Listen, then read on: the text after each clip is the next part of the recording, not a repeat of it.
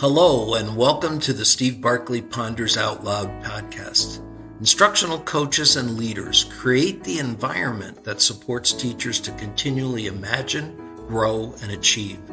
They model an excitement for learning that teachers in turn model for students. This podcast is dedicated to promoting the important aspects of instructional leadership. Thanks for listening. I'm thrilled you're here.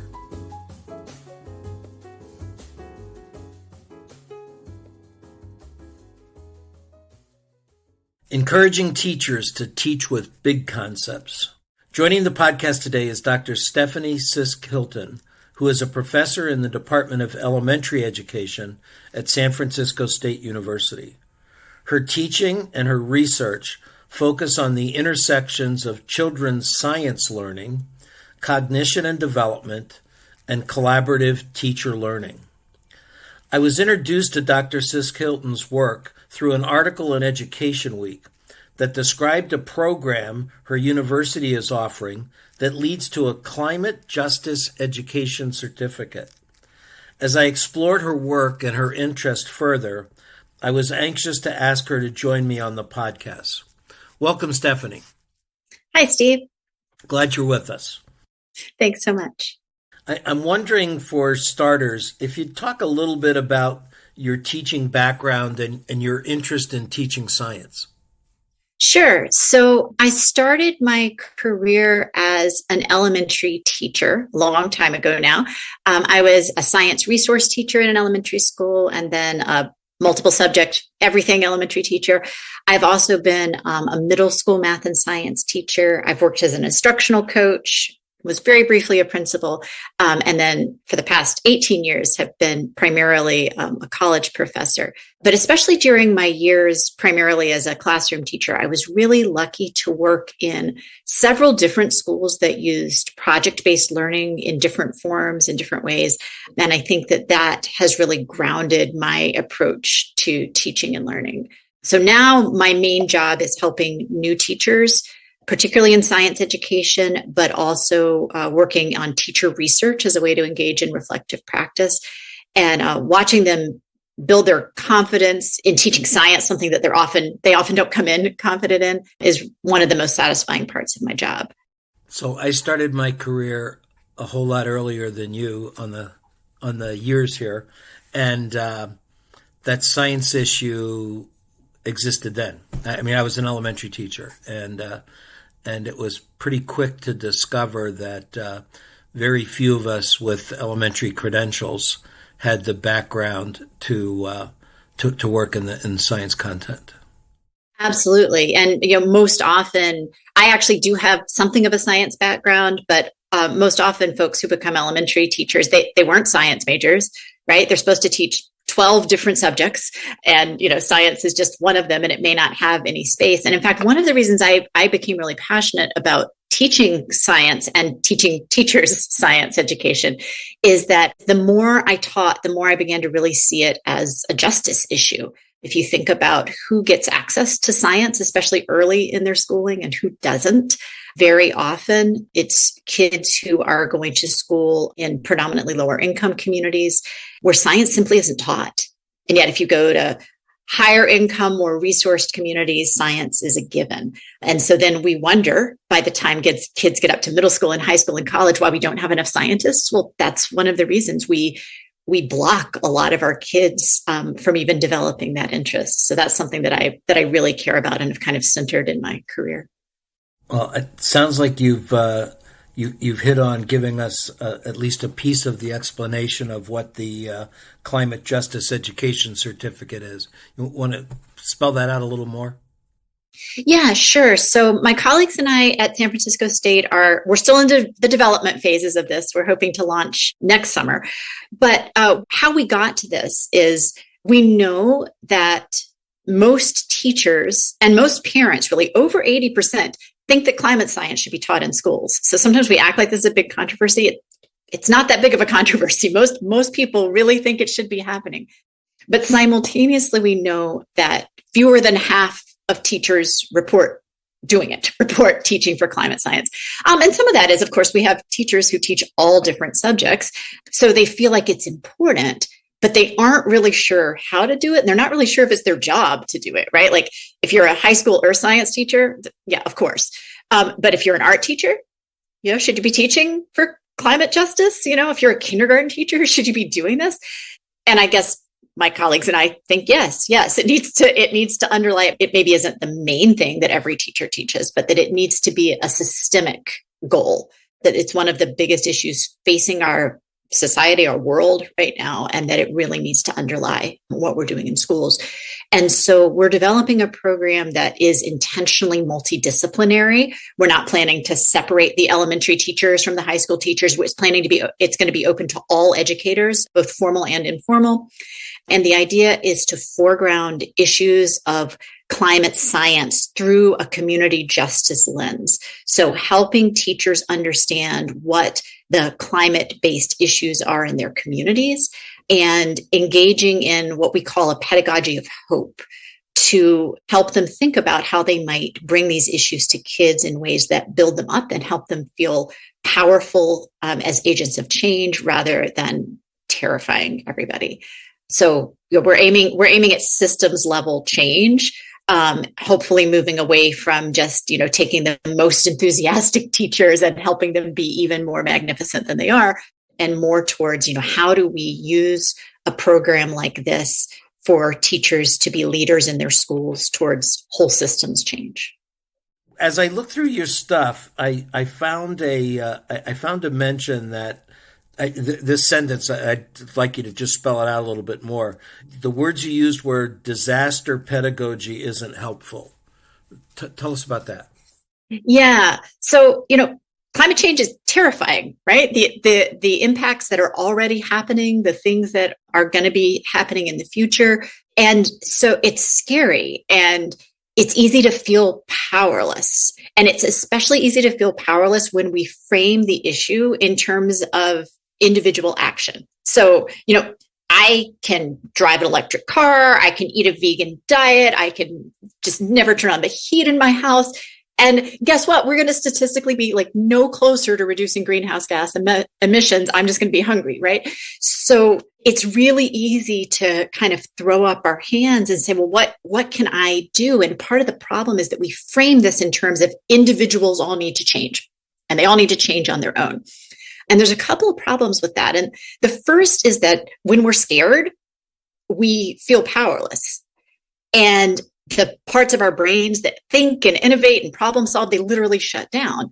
I can't remember when I first read the term amygdala hijack, but I use it a lot because that's exactly what happens, right? The oldest, most primitive part of our brain, which keeps us alive, when we're scared, that's what takes over. And our logical response is flee, right? So, if the world is just, forget it, there's nothing we can do, my diet's not going to make a difference, whatever, I'm just going to run away because that's what keeps me safe.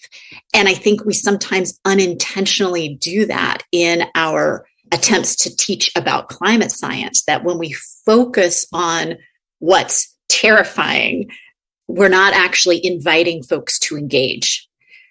So if we want to help kids build their knowledge base and grow up into leaders who can actually work on these problems and address them, we can't do it from this place of catastrophe and fear, even if that's what I may be feeling some of the time when I'm teaching this.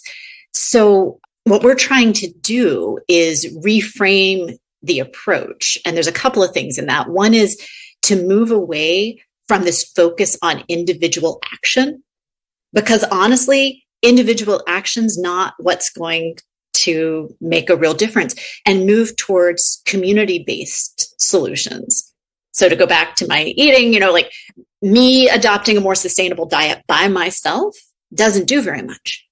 But if we develop a whole network of community gardens and farmers markets that provide fresh local produce to communities that previously were in food deserts, that's doing something. That's doing something that has a meaningful impact on climate change, and it humanizes, it makes our communities more livable. It has a direct impact on well-being, and it feels powerful.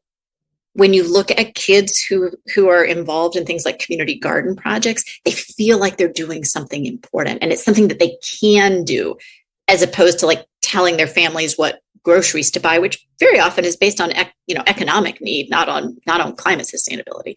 So that's one, is move away from the individuals toward a more systems focus.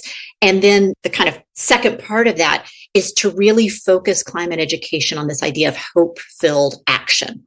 Not just learning about all that's wrong, but what can we do? What can we do in community? Even little kids, what can kids do? How can they advocate for change? How can they actually be a part of change so that we feel like we're engaging in meaningful action and not just learning about all that's wrong in the world? Powerful. Makes a ton of sense. I know that you're interested in encouraging educators to move away from a misconception that students have to do all the basics before they can deal with the big ideas. And certainly you're talking big idea here. So would you talk about the impact that has on learning? Yeah. So my poor college students, they get so tired of me talking about this, because this is one of the things that I really care about and I've spent a long time studying. But so for generations of educators, we're basically taught that little kids aren't capable of understanding big abstract ideas. And we've actually known for a really long time that that's not true.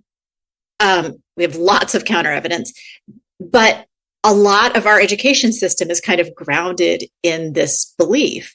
And so oftentimes when we look at what's taught, particularly in science, to younger children, even up through like middle school, sometimes even high school, we tend to see this kind of little pieces approach, this idea that we're going to teach this little piece and this little piece and this little piece. And then when kids are older and more advanced, they're going to somehow put it all together. But that doesn't happen. And what happens is people just like check out of science. They're like, yeah, I'm done with all these little pieces. And they never get to that part, right? And we know that that's fundamentally not how the brain works, that our brain is constantly making connections, and that when we aren't able to connect a new piece of information, we forget it. So if we're learning individual facts about like basic types of soil, but we don't have any experience with soil, we're just like looking at it in a classroom, we're going to forget that.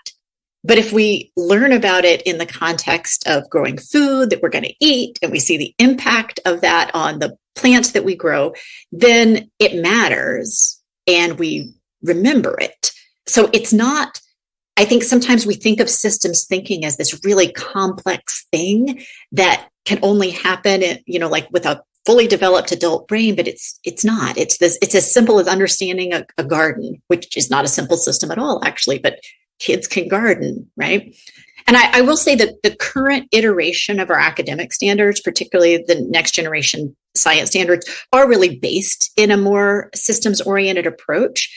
But I think as educators, we just need lots of really strong examples of what that looks like, because it's not the way most of us learned. It's not the way most of us experienced science. And so to ask us to do something totally different can be a little bit of a lift. I go back again and again to the garden example, just because I feel like that's one where teachers are like, yeah, of course, like preschoolers can be in a garden, high schoolers can be in a garden. It's kind of accessible to everybody, and yet it's this great laboratory for looking at how living and non-living things interact, at how the role insects play. It's a system, and it's the basis of our food system, which is incredibly important to humans, and it's incredibly important to addressing climate change. Like I think it's a third of our greenhouse gas emissions are attributable to some point in the food system. So it's related to climate change, and it's related to human well-being. And kids can watch a bee going to a plant and learn about what it's doing, and think about what would it be like if there aren't bees. We have a critical issue with pollinators right now. Bees pollinate some huge percentage of food crops in the US, and yet we have an ever decreasing bee population. And so thinking about how do we make more bee friendly environments? How do we create systems that support our pollinators? That's something that young kids can do. It's something that older kids can understand at a greater level of detail. But this understanding of systems, I think, really needs to underlie all of the science teaching we do, and that it's not something that has to wait for later. So many of our listeners are teacher leaders and instructional coaches and school administrators. What kind of conversations do you suggest or approaches they use to assist teachers in exploring the concept of big concepts? Because often our curriculum doesn't come to us like that. Right. Yeah. It's a great question, because in my experience, teachers are excited to do this kind of work. They love seeing examples of it in action, but often I think we get scared, either that we don't know enough, or that doing this is going to make people angry, we're going to be in trouble, or that we'll do it in some sort of wrong way that damages kids. So I think good coaching can really play a huge role in bringing this to life. And I think in many cases, it looks like helping teachers see what they're already doing, that they could tweak and adjust and change to make it more about climate science, to make it more about issues of justice, to make it more about understanding a system. So I can give an example. We'll keep going with the plant and garden example. A few years ago, I was co-teaching with a first grade teacher who was fairly new, and she was really excited to have caterpillars in her classroom and watch them grow into butterflies, a classic kindergarten, first grade kind of activity. And at the same time, I was working with the school to think about really integrating issues of environment and climate across the curriculum. So we used this as an opportunity to think about this. So she was super excited and was already planning to do this butterfly unit. And so what I helped her do was really think about, okay, why do we want kids to know about butterflies, right? Like it's fascinating to watch them metamorphosize, and yet caterpillar to butterfly metamorphosis, maybe not the most important scientific concept. So what is, what's the thing that really matters here? Well, butterflies are really important pollinators. And where I live in the San Francisco Bay Area, we have monarch butterflies who come through. We have swallowtail butterflies. We have all different, it's not just one kind of butterfly, right? And they pollinate very specific kinds of plants, and they need different plants at the caterpillar stage versus at the adult butterfly stage. So she used this project that she had done before and was already planning to do, and kind of expanded it out to think not just about the butterflies that come in the mail order kit that they were going to grow, but like what butterflies lived around the school, and what do they need to live? And this was in an urban area. Do we have a butterfly friendly habitat around our school, or is it just, concrete and non-native plants that these butterflies don't even, don't help them survive? And so what her students ended up doing was they studied while they were watching these caterpillars, it's kind of a long wait. So they were also studying, what butterflies live in our area, what plants do they live, and then they got, I think there was a donation maybe from a parent or from a plant nursery, but they ended up planting native plants in a little area between the school gate and the sidewalk. There was this little patch of dirt, and they planted native plants there, and they made signs that we laminated so they could get rained on, that explained how the butterflies pollinated these plants. So it was a really first grade friendly project, but it moved it from let's just look at the life cycle of a butterfly to let's think about how butterflies fit in a system. So I think that's the kind of thing that, a coach can really help a teacher think through it. And instead of starting with something they've never thought of doing before, start with the thing that they love and that they're excited about, and grow it out. Cool.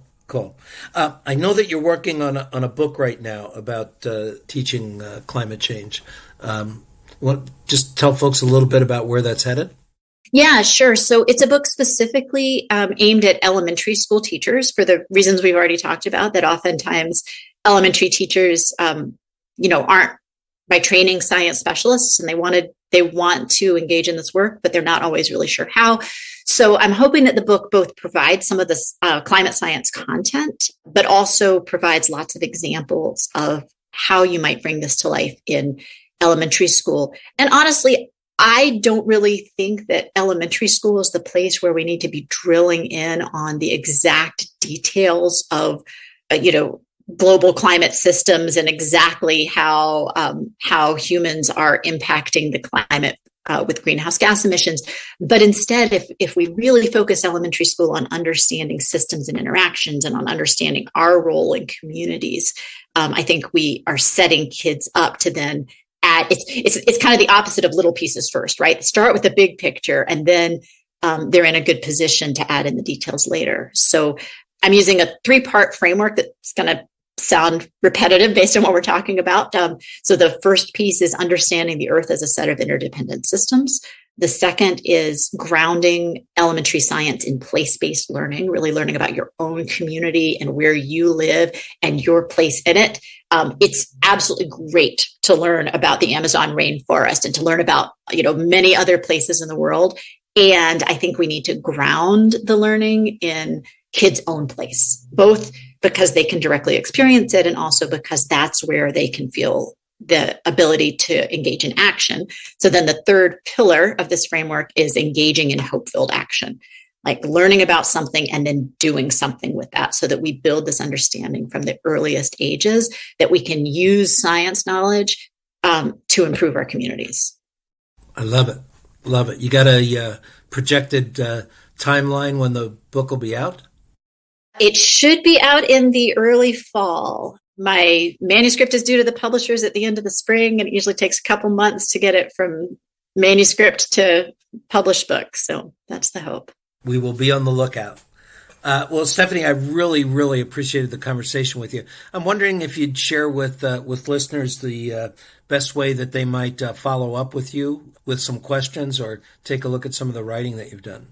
Sure. I have a really old website that I'm hoping to get back up and running, but it's not yet. So I think the best way to get hold of me is just through email, which is Steph, S-H, so STEPHSH @sfsu.edu. And I should warn you, I'm on sabbatical this semester, so anyone who contacts me is going to get my little sabbatical auto response. But I do check email from time to time. Just wait, because I got that too, and then I got your note. So we'll be sure to post that email in the lead-in and make it easier for folks to find. Thank you so much. Great. Thanks, Steve. Thank you for listening. You can subscribe to Steve Barkley Ponders Out Loud on iTunes and Podbean. And please remember to rate and review us on iTunes.